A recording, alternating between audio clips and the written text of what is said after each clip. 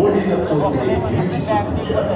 Real estate, power and energy, IT, food and beverages, seaport తదితర రంగాల్లో జయగీతలు విరవేసి వ్యాపార దిగ్గజంగా కీర్తి గడించారు. మెడలనే వాన్పేట్, matrix natural resources, మహాకల్ప infra వంటి ఎన్నో ప్రముఖ కంపెనీల్లో భాగస్వామిగా ఉన్నారు. ఆయన సలహాలతో వ్యాపార రంగంలో ఎన్నో వినూత్నమైన వ్యాపారాలు కార్యాచరణ దాల్చాయి. వ్యాపార రంగంలో ఈయనకు బిజినెస్ ఎనేబులర్ గా ప్రత్యేక గుర్తింపు సాధించి పెట్టాయి. దేశం అభివృద్ధి చెందడం అంటే అద్దాల మెడలు, రంగుల గోడలు కాదు, పౌరుల నైతిక అభివృద్ధి నిజమైన అభివృద్ధి అని శ్రీ సాలా సతీష్ బాబు ఫౌండేషన్ మొదలుపెట్టారు. నిత్యం సేవా కార్యక్రమాలు చేయడం ప్రారంభించారు. సేవా గుణంలో మకుటం లేని మహారాజుగా నిలిచారు. అలానే అసలపూడి కథ పుస్తకాన్ని అచ్చువేయించి సాహిత్యాన్ని కాపాడుకునేందుకు తన వంతు సహకారం అందించారు. క్రికెట్ అంటే సతీష్ బాబుకు ఎన్నెన్నో మక్కువ. 10 ఏళ్ల పాటు తూర్పుగోదావరి క్రికెట్ అసోసియేషన్ కార్యదర్శిగా పనిచేశారు. ఆంధ్ర క్రికెట్ అసోసియేషన్ లో కీలక బాధ్యతను నిర్వహించారు. A S K Varma, Israel Raju, A Veerababu, M Krishnamurthy, K Ravishankar, B Ayyappa, C H Stephen, I Karthik Raman వంటి ఎంతో మంది ప్రతిభావంతులు శ్రీ సతీష్ బాబు గారి సమక్షంలోనే శిక్షణలో పాల్గొని ఆంధ్ర రంజీతో పాటు అండర్ 14, 16, 19, 22, 25 ఫార్మెట్లకు ఎంపికయ్యాయి. మనం సమాజంలో చూడాలి అనుకునే మంచి, కోరుకునే మార్పు ముందు మన నుంచి ప్రారంభం కావాలి అని నమ్మే వ్యక్తి శ్రీ సతీష్ బాబు గారు. కష్టపడి ఎదిగేవాడు సమర్థుడు. తనతో పాటు మరో నలుగురు ఎదగడానికి దారి చూపేవాడు నాయకుడు.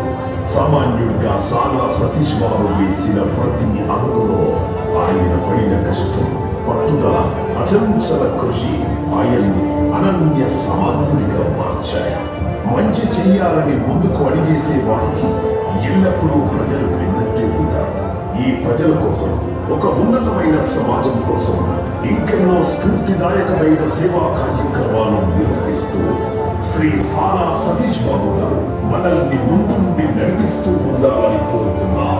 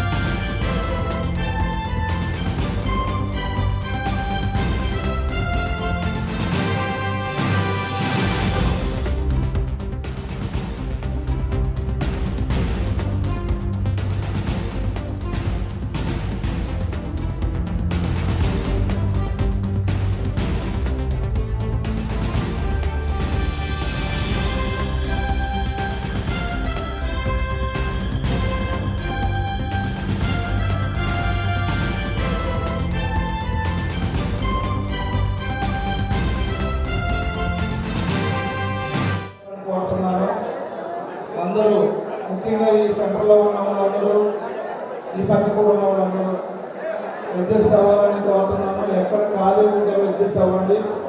ఎందుకంటే అందరికీ కనిపించాలా, అందరూ ఎంతో సంతోషంగా వచ్చారు కార్యక్రమానికి. కాబట్టి ఈనాటి